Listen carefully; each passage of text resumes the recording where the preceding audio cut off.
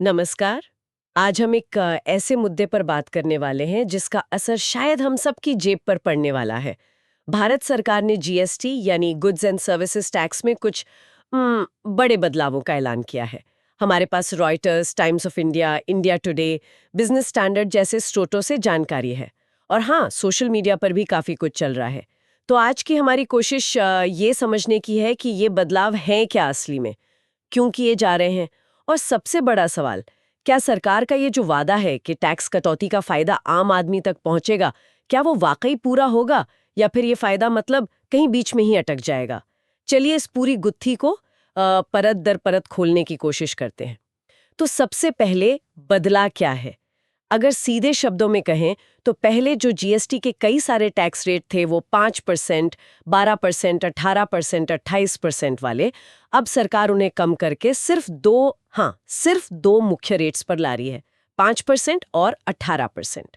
मतलब टैक्स का ढांचा अब पहले से काफी सरल दिखने वाला है ना? हाँ, सरलीकरण तो दिखता है बिल्कुल। और ये जानना भी जरूरी है, जैसा आपने कहा, कि ये बदलाव फौरन नहीं आ रहे हैं। ये लागू होंगे 22 सितंबर 2025 से। तो अभी मतलब थोड़ा वक्त है हमारे पास ये समझने के लिए कि इसका पूरा असर क्या होगा। रॉयटर्स और टाइम्स ऑफ इंडिया दोनों ही ये तारीख कंफर्म करते हैं। बिल्कुल। अब सवाल ये उठता है कि सरकार ने आखिर ये कदम उठाया क्यों? इंडिया टुडे की रिपोर्ट अगर देखें तो लगता है सरकार का सीधा मकसद है आम लोगों को राहत देना, रोजमर्रा की जरूरत की चीजों के दाम कम करना, ताकि लोगों के लिए क्या कहते हैं, जीना थोड़ा आसान हो सके। सुनने में तो बहुत अच्छा लगता है ना? हाँ बिल्कुल। और सरकार इस बात पे काफी जोर दे रही है कि ये टैक्स कटौती सिर्फ कंपनियों का मुनाफा बढ़ाने के लिए नहीं है। टाइम्स ऑफ इंडिया और इंडिया टुडे दोनों में ये बात आई है कि सरकार ये पक्का करना चाहती है कि फायदा सीधे हम जैसे खरीदारों तक पहुंचे। और यहीं पर बात थोड़ी पेचीदा हो जाती है। हाँ, कैसे? यहीं पर कानून का एक अहम हिस्सा सामने आता है। सीजीएसटी एक्ट 2017 की धारा 171, सेक्शन 171।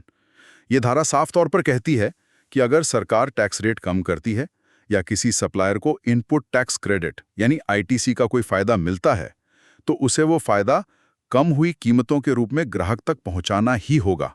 अनिवार्य है ये। इसी को आम भाषा में मुनाफाखोरी रोधी या एंटी प्रॉफिटियरिंग नियम कहते हैं। अच्छा, यानी कानून तो पहले से है कि फायदा ग्राहक को मिलना ही चाहिए। ये तो बड़ी बात है। हाँ, कानून तो है। पहले इसके लिए खास अथॉरिटी भी थी, national anti profiteering authority, NAPAA, जो ऐसे मामलों को देखती थी। अब उसका कार्यकाल पूरा हो गया है, तो इस पर अब विचार चल रहा है कि इस नियम को सख्ती से लागू कैसे किया जाएगा। पर सिद्धांत वही है, टैक्स कटौती का लाभ ग्राहक का हक है। और वित्त मंत्री निर्मला सीतारमण ने भी टाइम्स ऑफ इंडिया के मुताबिक साफ किया है कि सरकार नजर रखेगी और जो कंपनियां ये लाभ आगे नहीं बढ़ाएंगी, उन पर जरूरत पड़ने पर कार्रवाई भी होगी। तो इरादा तो बिल्कुल साफ लगता है। चलिए इसे एक एक मिसाल से समझते हैं, जैसा हमारे श्रोतों में भी दिया है, ताकि ये बात और साफ हो जाए। मान लीजिए आप चाय पत्ती का पैकेट खरीदते हैं। पुरानी व्यवस्था में अगर उसकी बेस कीमत 100 रुपए थी और उस पर मान लीजिए 12% जीएसटी लगता था, तो आपको 112 रुपए देने पड़ते थे। ठीक है। हाँ ठीक। हाँ ठीक है। अब नई व्यवस्था में मान लीजिए चाय पत्ती 5% वाले स्लैब में आ जाती है, तो उसी 100 रुपए के पैकेट पर टैक्स हुआ सिर्फ 5 रुपए, यानी अब उसकी कीमत होनी चाहिए 105 रुपए। अगर कंपनी ईमानदारी से पूरा फायदा ग्राहक को देती है, तो दुकान पर यह पैकेट 105 के आसपास मिलना चाहिए। बिल्कुल, गणित तो यही कहता है। लेकिन अगर कंपनी दाम कमी न करे या सिर्फ 2 रुपए कम करके 110 कर दे, तो उसने टैक्स कटौती का जो 7 रुपए का फायदा था वो आपको नहीं दिया या सिर्फ थोड़ा सा दिया। इसी को सरकार मुनाफाखोरी कह रही है और कार्रवाई की बात कर रही है। सुनने में तो ये बड़ा सीधा लगता है, टैक्स कम हुआ दाम कम करो, पर क्या ये वाकई इतना आसान है? मुझे लगता है यहीं से असली कहानी शुरू होती है। यहीं से शुरू होती है। अगर ये सब ठीक से लागू हो जाए जैसा सरकार का इरादा है, तो फायदे तो कई हो सकते हैं। सबसे पहला और सीधा फायदा तो हम जैसे खरीदारों को होगा। खाने पीने का सामान, घर का साबुन, तेल, शायद कुछ दवाइयाँ, ये सब सस्ता हो सकता है। इससे घर के बजट में थोड़ी राहत मिल सकती है। हाँ, ये तो सबसे बड़ा फायदा है। दूसरा, जब चीजें सस्ती होती हैं तो लोग कई बार थोड़ा ज्यादा खरीदते हैं। ऐसा होता है ना, इससे बाजार में मांग बढ़ सकती है, खपत यानी कंजम्पशन बढ़ सकती है। ये उद्योगों के लिए अच्छा है। अर्थव्यवस्था का पहिया घूमता है, शायद रोजगार पर भी अच्छा असर पड़े। हाँ, ये एक उम्मीद रहती है। तीसरा, अगर सरकार ये सच में कर पाती है कि फायदा लोगों तक पहुंचे, तो सरकार पर लोगों का भरोसा बढ़ता है, लगता है कि सरकार जो कहती है वो करती है। और चौथा, जब पैसा लोगों की जेब में बचता है और वो खर्च करते हैं, तो पैसा बाजार में घूमता है, जिससे छोटे बड़े सभी कारोबारियों को कुछ न कुछ फायदा पहुंचता है। मतलब अर्थव्यवस्था में एक बेहतर सर्कुलेशन बनता है। ये तो हुई अच्छी बातें, लेकिन चुनौतियां। हाँ, ये सभी संभावित सकारात्मक परिणाम हैं। लेकिन सिक्के का दूसरा पहलू भी है, जहाँ कई चुनौतियां और बारीकियां छुपी हैं। हाँ, पहली चुनौती तो सीधी कंपनियों की तरफ से आ सकती है। हाँ, मैं सोच ही रही थी, वो कह सकते हैं कि सिर्फ टैक्स ही तो कम हुआ है, हमारे बाकी खर्चे तो बढ़ गए हैं, है ना? बिल्कुल सही। कंपनियां ये दलील दे सकती हैं कि ठीक है, जीएसटी कम हो गया, लेकिन कच्चा माल महंगा हो गया है, ट्रांसपोर्ट का खर्चा बढ़ गया है, बिजली महंगी हो गई है, कर्मचारियों की तनख्वाह बढ़ानी पड़ी है, वगैरह वगैरह। इसलिए हम टैक्स कटौती का पूरा फायदा आगे नहीं दे सकते। अब ये तय करना कि कौन सी दलील जायज है और कौन सी सिर्फ बहाना, ये अपने आप में एक चुनौती होगी।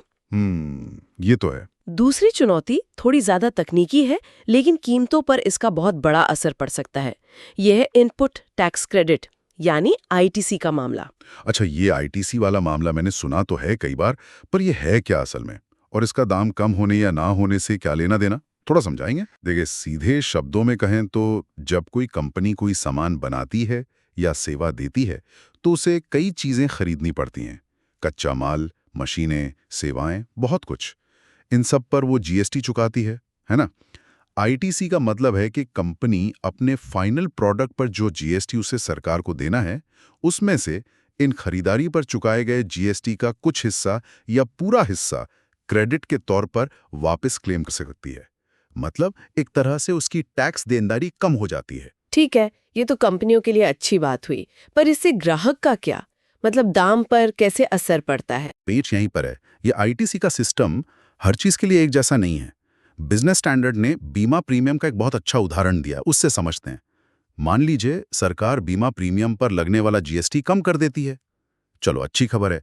पर बीमा कंपनियां भी तो कई सेवाएं लेती हैं, ऑफिस का किराया, कंप्यूटर, स्टेशनरी वगैरह, जिन पर वो जीएसटी देती हैं। पर कुछ सेवाओं में, जिन्हें एग्जेम्प्ट या छूट प्राप्त श्रेणी कहते हैं, कंपनियों को अपने इन खर्चों पर दिए गए जीएसटी का क्रेडिट यानी आईटीसी वापस नहीं मिलता। अरे बाप रे! मतलब ग्राहक से लेने वाला टैक्स तो कम हो गया, पर कंपनी को अपने खर्च पर दिए टैक्स की वापसी नहीं मिल रही उस चीज के लिए। हाँ, कुछ मामलों में ऐसा बिल्कुल हो सकता है। अब सोचिए, अगर बीमा कंपनी को आईटीसी नहीं मिल रहा है, तो वो क्या करेगी? हो सकता है कि वो जीएसटी दर कम होने के बावजूद प्रीमियम की जो मूल कीमत है, उसे थोड़ा बढ़ा दे, ताकि उसके आईटीसी नुकसान की भरपाई हो सके। नतीजा क्या हुआ? ग्राहक को कीमत में उतनी कमी महसूस नहीं होगी जितनी टैक्स दर में कमी की घोषणा हुई थी। ये दिखाता है कि मामला सिर्फ ऊपर से टैक्स स्लैब बदलने जितना सीधा नहीं है, अंदर कई परतें हैं। ये तो वाकई पेचीदा है। मतलब टैक्स कम होने की खबर सुनकर खुश हो जाना शायद थोड़ी जल्दबाजी होगी, जब तक ये ना पता चले कि आईटीसी का गणित क्या कहता है उस चीज के लिए। बिल्कुल। और तीसरी बड़ी चुनौती है निगरानी और प्रवर्तन की। जरा सोचिए, देश में लाखों, शायद करोड़ों छोटे बड़े दुकानदार और कंपनियां हैं। ये कैसे पता लगाया जाएगा कि किसने दाम घटाया, किसने नहीं, और किसने कितना घटाया? क्या हर दुकान पर जाकर बिल चेक करना मुमकिन है? हाँ, ये तो बहुत ही मुश्किल लगता है, खासकर छोटी दुकानों पर, जहाँ शायद हर चीज का पक्का बिल भी ना बनता हो। वहाँ कैसे पता चलेगा? सही कहा। इसके लिए सरकार को एक बहुत मजबूत डेटा एनालिटिक्स सिस्टम चाहिए होगा। लोगों की शिकायतों के लिए एक असरदार प्लेटफॉर्म चाहिए होगा, और जमीनी स्तर पर जांच पड़ताल का, मतलब फिजिकल इंस्पेक्शन का पुख्ता इंतजाम करना होगा। ये अपने आप में एक बहुत बड़ा काम है। फिर वो सामान जो बाहर से आता है, इंपोर्टेड, या जो बड़े ब्रांड के प्रीमियम उत्पाद हैं, उनकी कीमतें तो कई और बातों पर निर्भर करती हैं, जैसे डॉलर का रेट या ब्रांडिंग का खर्चा। उन पर शायद जीएसटी कटौती का असर वैसे भी कम दिखे। और आखिर में ये खतरा तो हमेशा रहता है कि अगर निगरानी ढीली पड़ गई या शिकायतों पर कार्रवाई सुस्त रही, तो कुछ कंपनियां मौके का फायदा उठाकर टैक्स कटौती का लाभ अपनी जेब में रख लेंगी। तो मतलब इरादा नेक होने के बावजूद इसे जमीन पर उतारना और ये पक्का करना कि फायदा सच में आम आदमी तक पहुंचे, ये असली चुनौती है। बिल्कुल असली परीक्षा यहीं पर है, इसमें कोई शक नहीं। और शायद इसी चुनौती से निपटने के लिए ये जुर्माने की बात भी हो रही है, मैंने इंस्टाग्राम जैसी जगहों पर देखा, कुछ पोस्ट्स में लिखा था कि पहली बार नियम तोड़ने पर 10 लाख रुपए और दोबारा तोड़ने पर 50 लाख रुपए तक का जुर्माना लग सकता है। क्या ये बात पक्की है? इसमें कितनी सच्चाई है? हाँ, ये आंकड़े कुछ जगहों पर जरूर दिखे हैं, खासकर सोशल मीडिया पर इनकी चर्चा है। लेकिन यहाँ थोड़ी सावधानी बरतनी जरूरी है।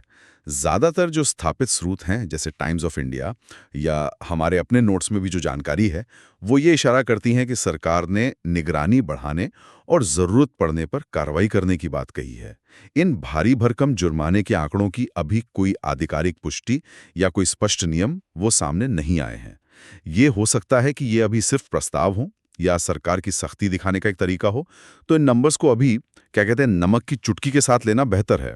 अच्छा, तो मतलब ये 10 लाख 50 लाख वाली बात शायद अभी पूरी तरह पक्की नहीं है, हवा में है। पर फिर सवाल उठता है कि अगर इतने बड़े जुर्माने नहीं हैं या है भी, तो उन्हें लागू करना मुश्किल है। तो क्या कंपनियां नियम मानेंगी? क्या सिर्फ कार्रवाई की जाएगी कहने भर से डर पैदा होगा? ये बहुत मौजूद सवाल है। बिल्कुल। देखिए, सिर्फ सजा का डर काफी नहीं होता। अगर पकड़े जाने का डर ना हो या सजा मिलने की प्रक्रिया बहुत लंबी और जटिल हो, प्रभावी निगरानी और पारदर्शिता शायद ज्यादा जरूरी है। अगर कंपनियों को लगेगा कि वे किसी तरह बच निकल सकती हैं या कानूनी दांवपेच में मामले को उलझा सकती हैं, तो शायद जुर्माने का डर उतना काम ना करे, चाहे वो कितना भी बड़ा क्यों ना हो। असली दांत तो इस बात में होंगे कि सरकार कितनी गंभीरता और तेजी से निगरानी और कार्रवाई करती है, एक्शन कितना होता है। तो घूम फिर कर बात वहीं आ जाती है कि सरकार इसे लागू कैसे करवाएगी, इम्प्लीमेंटेशन इसकी, है ना? चलिए अब ये समझने की कोशिश करते हैं कि इन सब बातों का हम जैसे आम खरीदारों के लिए आखिर मतलब क्या निकलता है। What's the bottom line? हमारे स्रोतों के निष्कर्षों को देखें तो कुछ बातें साफ हैं। पहली, 22 सितंबर 2025 से कुछ चीजों पर टैक्स कम होने वाला है, तो उम्मीद है कि वे सस्ती हो सकती हैं। ये हो सकती हैं, पर ध्यान देना जरूरी है, गारंटी नहीं है। हाँ, मे हैपन वाली बात है। दूसरी बात, हमें और आपको यानी खरीदारों को खुद भी थोड़ा जागरूक रहना होगा, अलर्ट रहना होगा। जब आप खरीदारी करें तो ध्यान दें कि जिन चीजों पर टैक्स कम होने की खबर है, क्या उनके दाम सच में कम हुए हैं?